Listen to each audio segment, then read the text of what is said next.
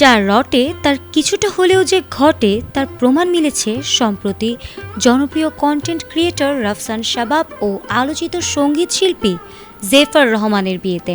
দীর্ঘদিন ধরে তাদের সম্পর্ক নিয়ে গুঞ্জন থাকলেও আনুষ্ঠানিক বিয়ের মাধ্যমে সেই সম্পর্ক এবার প্রকাশ্যে এসেছে। গত 14 জানুয়ারি তারা বিয়ে করেছেন। সামাজিক যোগাযোগ মাধ্যমে এই বিয়ের খবর ইতিমধ্যেই আলোচনার জন্ম দিয়েছে।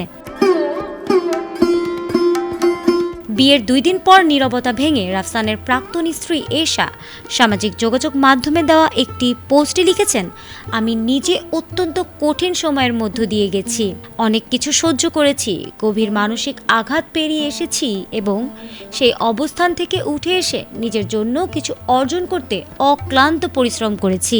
আমি আর কারো ব্যক্তিগত জীবন নিয়ে ভাবতে বা জড়াতে চাই না।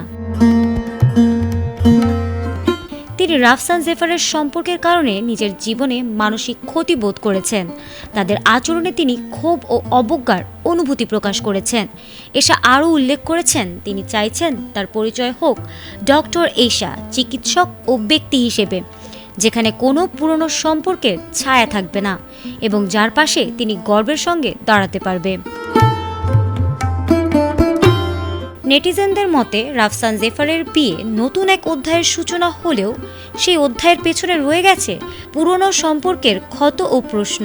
প্রাক্তন স্ত্রী এশার বক্তব্যে যেমন ব্যক্তিগত যন্ত্রণার ছাপ স্পষ্ট, তেমনি সামাজিক যোগাযোগ মাধ্যমে আলোচনাও থামছে না।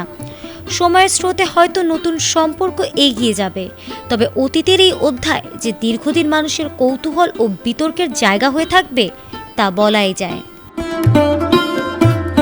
ফারহানা হক, এটিএন বাংলা।